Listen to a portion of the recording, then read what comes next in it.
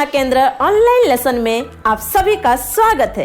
Hello बच्चों, मैं आज आप सभी का स्वागत करता हूं। आज जो आप ऑनलाइन लेसन में आए हैं, आज हम सीखेंगे शिक्षा के महत्व के बारे में और हम सीखेंगे कि कैसे हम अपना ऑनलाइन पढ़ाई को करेंगे। मैं आप उन सभी का स्वागत करता हूं जो आप अकेले बैठे हैं या अपने माता पिता के साथ बैठे हैं या आप ग्रुप में हैं। मैं आप उन सभी का भी स्वागत करता हूं। इससे पहले हम इस लेसन को शुरू करें, हम प्रार्थना करेंगे। प्रभु जी, आपका धन्यवाद करते हैं परमेश्वर पिता, प्रार्थना करते हैं प्रभु इस लेसन को जो हम सीखते हैं आज। प्रभु हमारी प्रार्थना है आप हमारी अगुवाई कर प्रभु, जिस प्रकार निशा मैम हमें सिखाते हैं प्रभु शिक्षा के बारे में। प्रभु जी हमारी प्रार्थना है होने दे पवित्र आत्मा, आप हमारी मदद कर प्रभु। जो आज हम सीखते हैं हम अपने जीवन में लागू करने पाए प्रभु। सारा समय आपके हाथों में सौंपते हैं, प्रार्थना को यीशु के नाम में मांगते हैं, आमीन। इस समय मैं निशा मैम का स्वागत करता हूं और आप सबको परिचय कराना चाहता हूं। इनकी शैक्षणिक योग्यता एमए और बीएड है।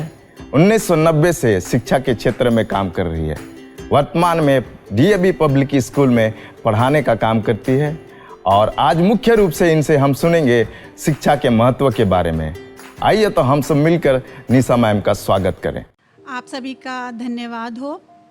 प्यारे बच्चों, मैं आपसे बात करने आई हूँ शिक्षा के बारे में। आपको पता है शिक्षा क्या होती है? शिक्षा का मतलब है सीखना। आप सीखते हैं ना, तो वो शिक्षा प्राप्त करते हैं, चाहे आप कुछ भी सीखें। लेकिन कुछ समय से आप देख रहे होंगे कि सब सीखने के द्वार कुछ बंद से हो गए हैं। बहुत सारी चीज़ें बंद हो गईं, बहुत सारे बदलाव हो गए। लेकिन ऐसा क्यों हुआ? इसका कारण है, आप सभी को पता, ये महामारी। इस महामारी में बहुत सारा जो कारोबार है, कामकाज है, वो सब कुछ बंद हो गया, जिसके चलते स्कूल्स भी बंद हो गए। और स्कूल्स बंद होने का मतलब है कि शिक्षा भी बंद हो गई। और शिक्षा के ना होने से हम सभी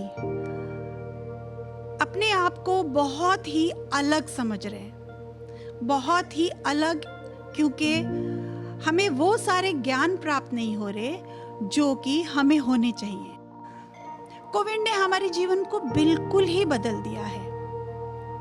काम काज बंद हो गए हैं, कुछ अब खुले हैं, कुछ लोग स्कूल जा रहे हैं, बड़े बच्चे, लेकिन छोटे बच्चे अभी भी नहीं जा रहे हैं। स्कूल बंद होने के कारण शिक्षा का मिलना असंभव सा हो गया है।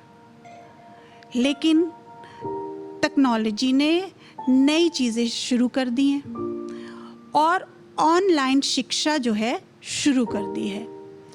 ऑनलाइन पढ़ाई शुरू करने से जो एक ब्रेक लग गया था बीच में, जो बीच में खाई सी बन गई थी, जो रुकावट आ गई थी, वो ख़त्म हुई है।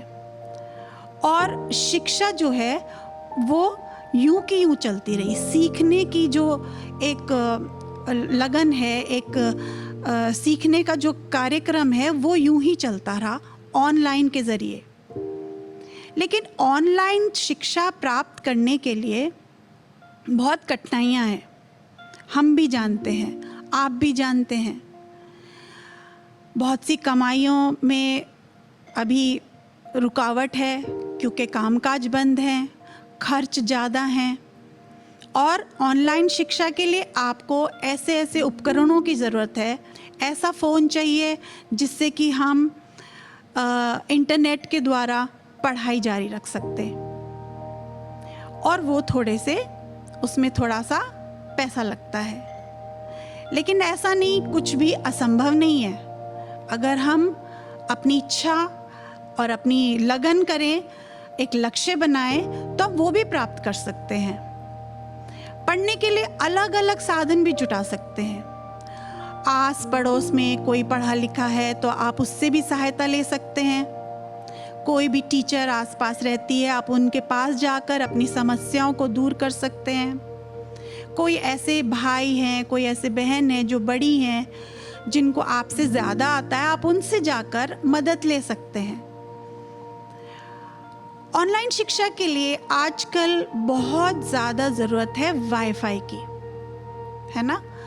और आप सभी जानते हैं, आप सभी को पता है, वाईफाई के लिए भी आपको कुछ खर्च करना पड़ता है। लेकिन आप सभी माँ बाप से जो सामने बैठे हुए हैं, मुझे पता है कि सब चाहते हैं कि अपने बच्चों का वो बेहतर चाहें, है ना।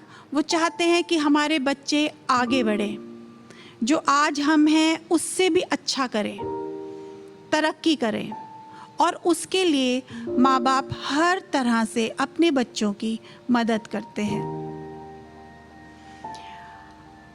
और हम चाहते हैं कि आप हर तरह से अपने आप को इस योग्य बनाएं कि आप शिक्षा से वंचित ना रहें। आपको शिक्षा जहाँ से भी मिले, आप वहाँ से शिक्षा प्राप्त करें, और उसका सही और सबसे अच्छा तरीका यही है कि अपने बड़ों से मदद लें। आप चाहें तो जिनके पास फ़ोन है, आप उनसे भी कह सकते हैं कि आपको अपनी कक्षा, अपनी क्लास लेनी है, तो अगर वो कुछ समय के लिए आपको फ़ोन दें, आपको अपनी क्लास पूरी करने का समय दें, तो आप वहाँ से भी शिक्षा अपनी ले सकते हो, क्योंकि ये तो सीखने का समय है। आप कभी भी कहीं भी सीख सकते हो। शिक्षा बहुत ज़रूरी है, क्योंकि उससे हमें अच्छे और बुरे का ज्ञान होता है।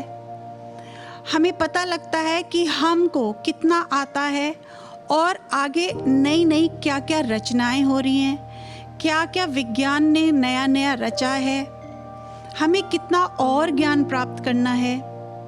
शिक्षा से हम अपने आप को, अपने घर को, अपने समाज को बेहतर बना सकते हैं, और जब हमारा समाज बेहतर होता है तो उससे हमारा देश भी बेहतर होता है। हम अपने देश को मजबूती देते हैं, और यदि हमारा देश बेहतर तरक्की करेगा तो अपने आप ही हमारी तरक्की होगी।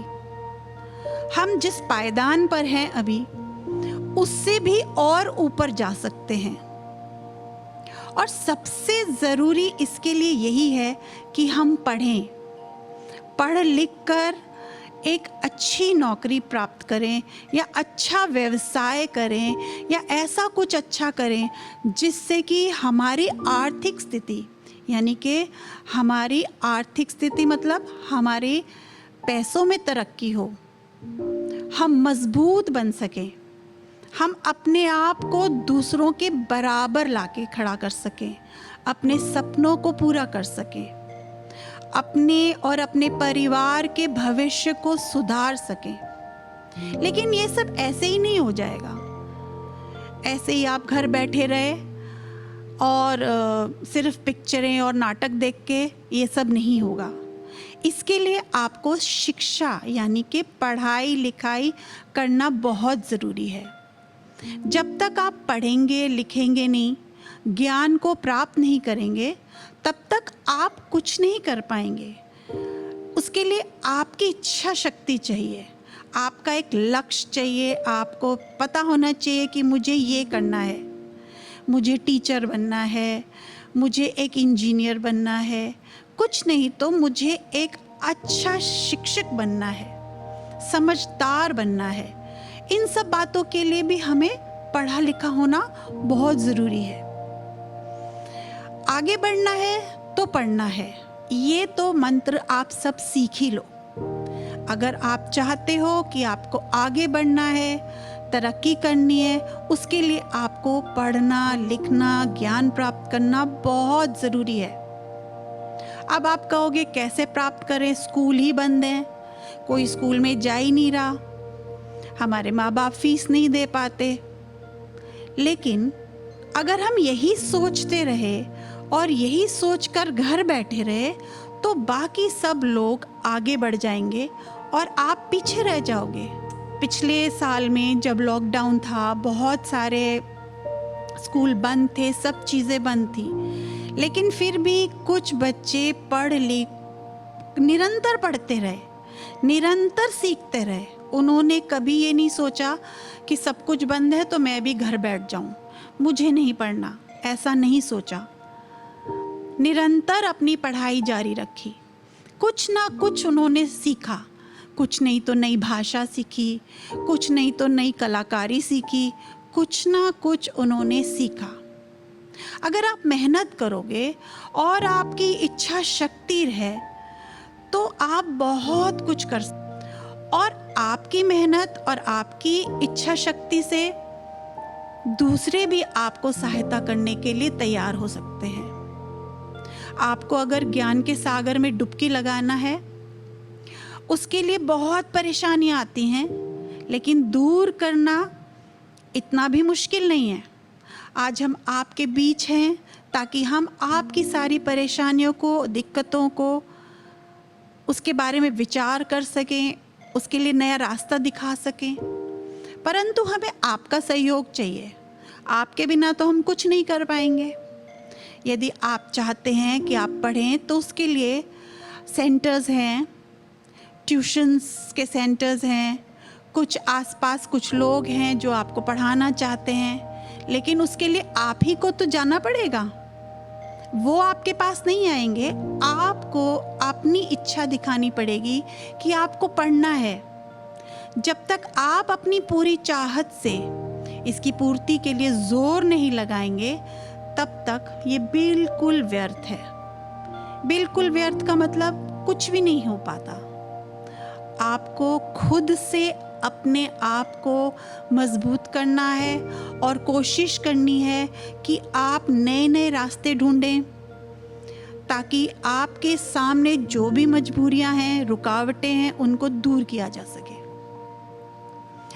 हम आप और आपका जितना भी परिश्रम है, हम सब मिलकर कोशिश करेंगे, तभी हम आपको कामयाब और आपकी कामयाबी में साथ दे। अब आप ये सोचते होंगे कि कैसे पढ़ाई होगी, ना एंड्रॉयड फ़ोन है, ना वाईफाई है, ना लैपटॉप है, कैसे पढ़ेंगे। चलिए हम मान लेते हैं आपके पास कुछ नहीं है, लेकिन अब सोचना ये है कि कैसे होगा, क्या करना चाहिए। सबसे पहले मैं आपको एक यही तरीका बताऊंगी कि आप एक अपना टाइम टेबल यानी कि समय सारणी बनाइए। टाइम टेबल इसलिए क्योंकि पहले तो आपका टाइम टेबल होता था जब आप स्कूल जाते थे। सुबह 7 बजे आप स्कूल पहुंच जाते थे और फिर समय के अनुसार अलग अलग विषय पढ़ते थे। परंतु अब तो आप घर में बैठे हैं, घर में तो आपका कोई विषय नहीं पढ़ाया जा सकता बिना टाइम टेबल के। आप टाइम टेबल की 3-4 अपनी कॉपीज़ बनाइए।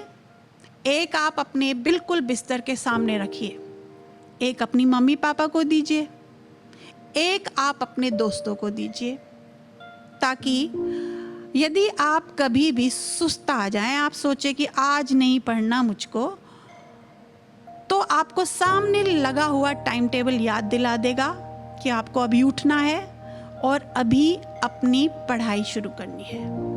ईमानदारी से उसको आप फॉलो करें। ज़रूरी नहीं कि आप स्कूल की तरह 6 घंटे लगातार पढ़ें, बिल्कुल ज़रूरी नहीं है। आप सिर्फ 2 घंटे पढ़ें, सुबह 7 से 9, और दोस्तों के साथ मिलकर भी पढ़ सकते हैं। अपने दोस्तों का एक ग्रुप बनाइए, आपस में बैठकर आप विषयों को चुन लें। जैसे आपने सुबह पढ़ना है, कोई भी एक विषय चुन लिया, अंग्रेज़ी पढ़ना है, आप उसको पढ़िए, आपस में चर्चा करिए, आपस में बातचीत करिए। जो बच्चे स्कूल से शिक्षा ले रहे हैं एंड्रॉयड फ़ोन के द्वारा, ऑनलाइन के द्वारा, आप उनसे नोट्स लीजिए। उनसे आप नोट्स शेयर करेंगे तो आपको समझ में आ जाएगा कि क्या क्या आपकी टीचर ने पढ़ाया है, आप उसी को पढ़ सकते हैं। दोस्तों के साथ मिलकर पढ़ना बहुत अच्छा होता है, क्योंकि उसमें आप एक दूसरे से चर्चा कर सकते हैं, एक दूसरे से उस विषय पर बातचीत कर सकते हैं, और अपने जो आपकी प्रॉब्लम्स हैं उसको सॉल्व करने के लिए आपस में बात कर सकते हैं। हर दोस्त के घर में आप 1-1 घंटे जाके भी पढ़ सकते हैं। आपका एक ग्रुप है, आप कुछ समय अपने घर में पढ़िए, कुछ समय आप दूसरे अपने दोस्त के घर जाके पढ़ सकते हैं। लेकिन आपको ये एक निर्धारित करना पड़ेगा, आपको एक टाइम टेबल फॉलो करना पड़ेगा, ताकि ऐसा ना हो कि आप सिर्फ मस्ती करते रह जाएं। मस्ती करने का टाइम आपका अलग है, उसका समय अलग निकालिए। आप बहुत ही अपने आप को समझाना आपको पड़ेगा कि मुझे ये लक्ष्य प्राप्त करना है, अपना उद्देश्य प्राप्त करना है, उसके लिए मुझे मेहनत करनी है, बहुत सारे त्याग करने हैं, मस्ती को छोड़ना है, इतना भी नहीं छोड़ना, लेकिन पढ़ाई के समय आपको मस्ती छोड़नी है। और आप अपने आप को इस तरह से तैयार करिए कि आप अपनी पढ़ाई की सामग्री को जुटा सके। आजकल किताबें, बहुत सारे लोग जो हैं किताबें आपस में बांट रहे हैं। कुछ बच्चों ने, जैसे आपके ही ग्रुप में कुछ बच्चों ने कोई विषय की किताब खरीद ली और कुछ बच्चों ने कोई और विषय की।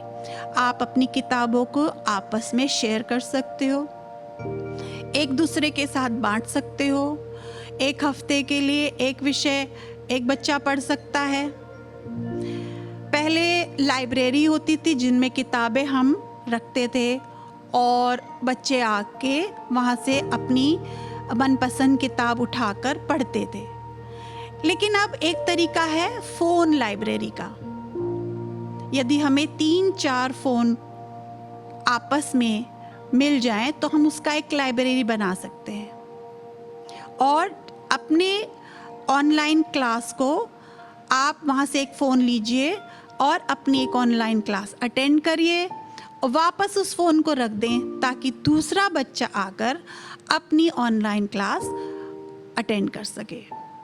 तो यदि घर में 3-4 बच्चे हैं अलग अलग क्लास में, अलग अलग ग्रुप में, तो वो अपनी पढ़ाई को इस तरह से कर सकते हैं। ज़रूरी नहीं है कि घर में 3 बच्चे हैं तो 3 ही फ़ोन होने चाहिए, ऐसा बिल्कुल ज़रूरी नहीं है। लेकिन हाँ, यदि एक फ़ोन है तो आप उस तरह से मैनेज कर सकते हो कि अपने फ़ोन को आप अपने टाइम टेबल के हिसाब से, अपने विषय के हिसाब से उसको उपयोग में लाओ। स्लाइड।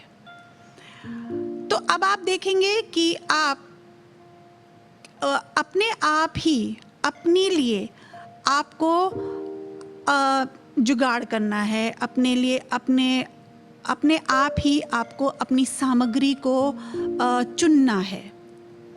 अलग अलग दोस्तों के साथ अलग विषय अगर पढ़ते हैं तो यदि आपके दोस्त ने हिसाब का विषय पढ़ा है तो वो आपको भी सिखा सकता है जो उसने पढ़ा है।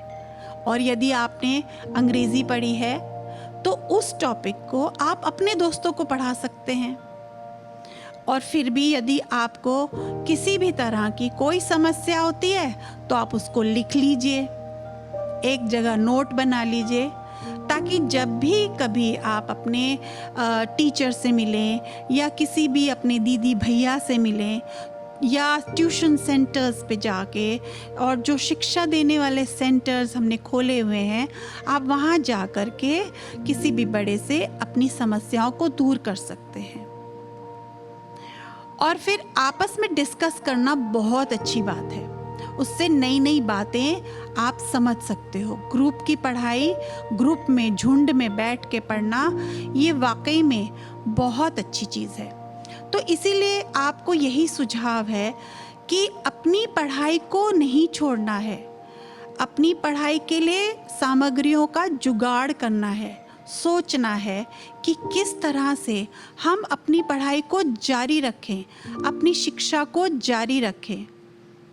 क्योंकि यदि आप शिक्षा नहीं लेंगे तो आप बहुत पीछे रह जाएंगे, और यदि आप पीछे रह जाएंगे तो आपका परिवार तरक्की नहीं कर सकता, आप तरक्की नहीं कर सकते, आप आगे नहीं। इसीलिए आपको यही सलाह है कि आपको शिक्षा नहीं छोड़नी कभी भी।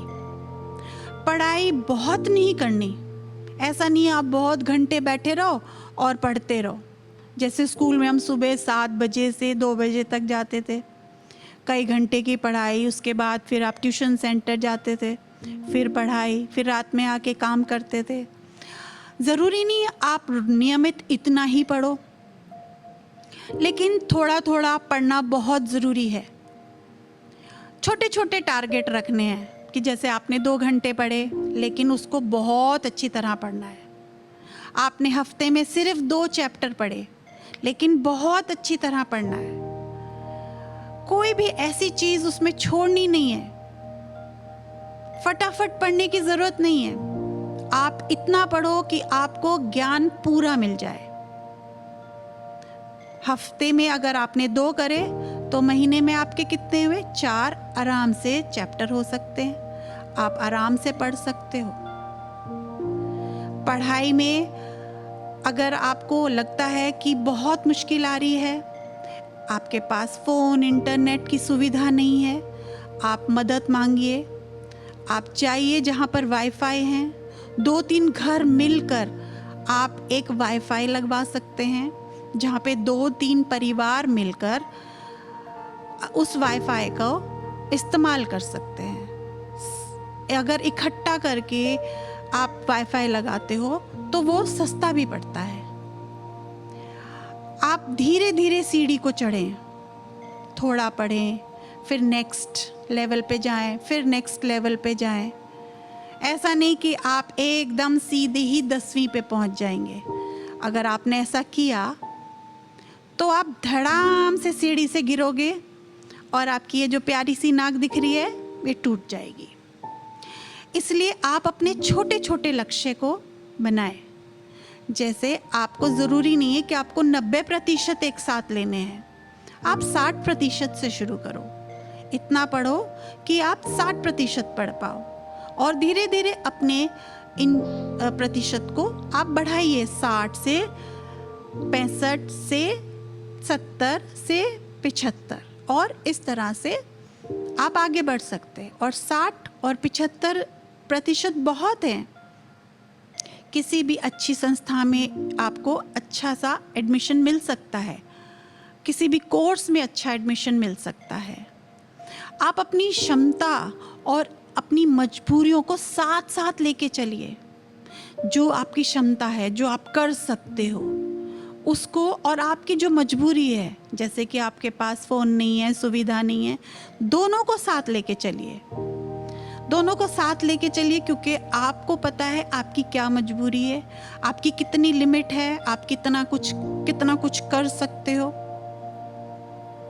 और यकीन मानिए आप ज़रूर सफल हो जाओगे। लेकिन अगर आपने बिल्कुल छोड़ दिया तो आप बिल्कुल पीछे रह जाओगे। क्योंकि आप पढ़ाई कर रहे हो तो आपको परीक्षा भी देनी चाहिए, क्योंकि परीक्षा से पता चलता है कि आप कितने लेवल पे हो, कितना आता है, कितने पानी में हो। परीक्षा देना कोई डर की बात नहीं है। ज़्यादा से ज़्यादा आप रह जाओगे ना, कोई बात नहीं, तो आपको पता चल जाएगा आपका ज्ञान कम है, आपको इस ज्ञान में बढ़ोतरी करनी है, तो उसमें आप और मेहनत करोगे। जब आप साइकिल चलाना सीखते हो तो आप पहले साइकिल को सिर्फ पकड़ के चलते हो। पहले आप देखते हो आपकी साइकिल का बोझ कितना है, भार कितना है, आप बैलेंस कर सकते हो, नहीं कर सकते हो। फिर आप धीरे धीरे पैडल चलाते हो, फिर कैंची चलाना सीखते हो, फिर आप सीट पे बैठते हो, और फिर धड़ाम से गिरते भी हो एक बार, है ना। लेकिन गिरने से आप फिर उठ जाते हो और अपने कपड़े झाड़ के दोबारा साइकिल पे चढ़ते हो, और लो आपको साइकिल आ गई। गिरने से आप कोई साइकिल चलाना छोड़ नहीं देते। इसीलिए परीक्षा देना बहुत ज़रूरी है। परीक्षा देने से आप अपनी क्षमता की जांच कर सकते हो। परीक्षा दोगे तो 50% पास भी हो सकते हैं, 60 भी हो सकते हैं, ज़्यादा भी हो सकते हैं, लेकिन उससे डरना नहीं है, क्योंकि हर बच्चे की क्षमता अलग होती है, हर बच्चे का हिसाब अलग होता है। कोई खेल कूद में क्षमता रखता है, कोई पढ़ाई लिखाई में क्षमता रखता है, कोई नाच गाने में, कोई कलाकारी में। तो आप हर पल सीखते हो उस सीख कर, उस शिक्षा को प्राप्त कर कर उसकी परीक्षा देना। हर बच्चे की आज की शिक्षा के लिए सबसे ज़रूरी, आप जो चाहते हो, आपका एक एंड्रॉयड फ़ोन। आप सबको कठिन समय में एक दूसरे का साथ देना है, एक दूसरे के साथ मिलकर, परिवार मिलकर, 2-3 परिवार मिलकर एक वाईफाई या फ़ोन लें, ताकि आपके बच्चे शिक्षा से वंचित ना रह जाए। सभी माँ बाप के लिए ये है, सभी माँ बाप के लिए।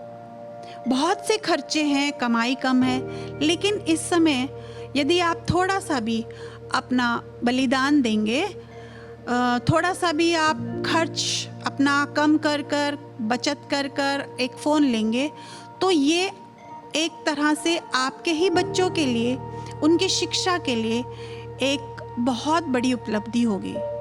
और वो अपने बच्चों के लिए एक फ़ोन ले सकते हैं और अपने आप को और अपने घर को, अपने परिवार को शिक्षित कर सकते हैं। पढ़ते समय, जब बच्चे पढ़ रहे हैं तो आप उनको सहयोग दें। सभी माँ बाप अपने बच्चों को शाबाशी दें, चाहे वो थोड़ा पढ़ें, आप शाबाशी दें।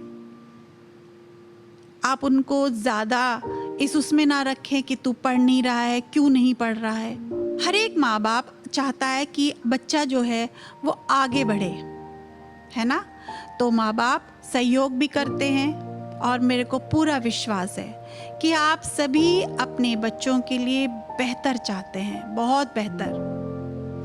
आपको याद भी दिलाना होता है कभी कभी कि आप उनके लिए क्या क्या कर रहे हो, फ़ोन लेने के लिए कितने पैसे खर्च करे हैं, ताकि बच्चे मेहनत करें, ताकि बच्चे जान जाएं कि हमारे माँ बाप कितनी मेहनत करते हैं, इसलिए हमें पढ़ना है, हमें आगे बढ़ना है। उनको उनके बनाए गए टाइम टेबल पे माँ बाप ने ही लाना है, क्योंकि टीचर तो हर समय साथ नहीं होती, माँ बाप साथ होते हैं। और माँ बाप हर वक्त अपने बच्चों को रास्ता दिखा सकते हैं, उनको बार बार याद दिला सकते हैं कि बेटा ये पढ़ने का समय है और पढ़ना है। यदि बच्चे बहुत बार रुचि नहीं दिखाते पढ़ने में, फिर भी माँ बाप उनको कहते हैं बार बार कि पढ़ो, आगे बढ़ो। आपको एक मैं बहुत अच्छा सा एक नारा देना चाहती हूँ, पढ़ना है तो बढ़ना है। स्कूल हो या ऑनलाइन, पढ़ना है और बढ़ना है। तो चाहे आप स्कूल जाओ या ऑनलाइन जाओ, है ना, दोनों तरह की शिक्षा ज़रूरी है। तो अभी स्कूल अगर बंद है तो ऑनलाइन शिक्षा आपको लेनी बहुत ज़रूरी है। आप पढ़ोगे और आगे बढ़ोगे। एक छोटी सी कहानी मैं आप सभी को बताना चाहती हूँ, और ये कहानी है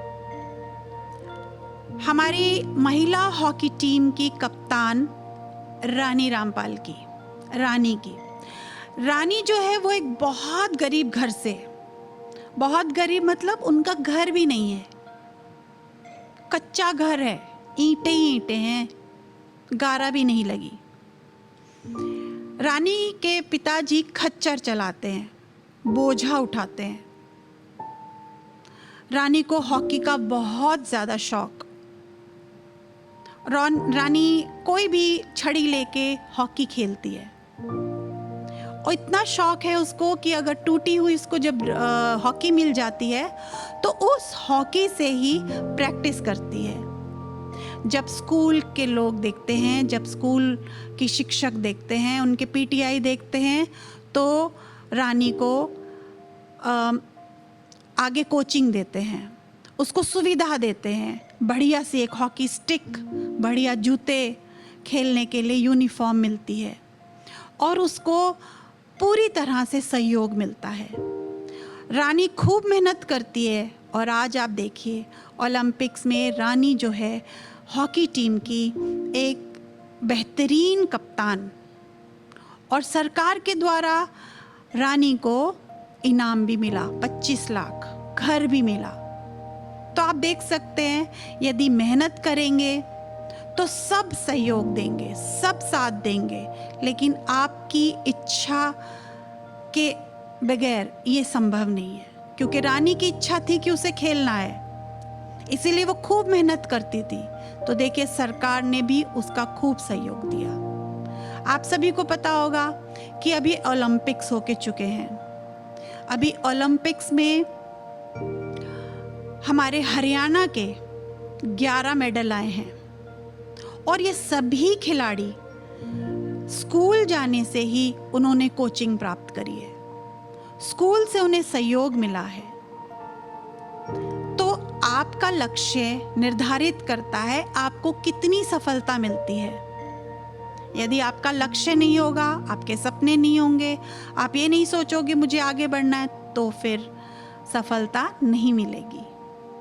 इसलिए मैं चाहती हूँ कि आप सभी आगे बढ़ें, लेकिन आगे बढ़ने के लिए शिक्षा आपको लेनी है और शिक्षा बहुत ज़रूरी है। कहीं से भी लें, आप किताबों से लें, व्हाट्सएप से लें, व्हाट्सएप नहीं है तो आसपास किसी भी बड़े बुजुर्ग से आप पढ़ें, लेकिन अपने आप को शिक्षा से वंचित ना रखें।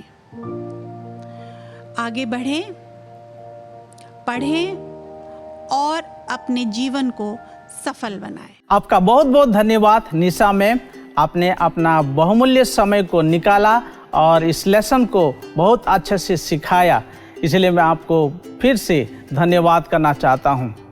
और मैं आशा करता हूं कि सब बच्चे जो अपने माता पिता चाहे अपने भाई बहन के साथ जो बैठे हैं, आपने इस लेसन का पूरा एंजॉय किया है और मैं विश्वास करता हूं कि आपने बहुत कुछ सीखा होगा। जैसे हम निशा मैम से हमने सीखा कि कब, कैसे, क्यों और कहाँ इस पढ़ाई को, इस शिक्षा को करना है। क्योंकि इस समय ये सवाल इसीलिए आ रहा है क्योंकि लॉकडाउन है और महामारी की वजह से लॉकडाउन हुआ है और ये स्कूल बंद हो गया, कॉलेज बंद होने की वजह से हम इस सवाल को हम खड़ा किए हैं। लेकिन सच में क्या हमको पढ़ाई करना या शिक्षा को लगातार करना ज़रूरी है? जी हाँ, इस महामारी की वजह से कब और क्यों, कहाँ और कैसे हम पढ़ाई को लागू या जारी कर सकते हैं, आज हमने सीखा मैम के द्वारा। जो मैं आप सभी को उत्साहित करता हूं कि आप जो भी सीखा है आप इसको लागू करें, क्योंकि जब हम शिक्षा को लगातार नहीं करेंगे, शिक्षा को जारी नहीं रखेंगे, तो हम अपने सफलता को प्राप्त नहीं कर पाएंगे। जिस प्रकार हमने सुना कि रानी जो हॉकी प्लेयर थी वो भी अपने जीवन में बहुत कुछ ऐसे संघर्ष को की थी, लेकिन वो अंत में उसको सफलता मिली। तो आपके जीवन में अगर सफलता को पाना चाहते हैं तो कृपया आप अपने शिक्षा को लागू रखें, उसको छोड़ ना दें। अगली बार फिर से मिलेंगे एक नए लेसन के साथ, तब तक के लिए बाय।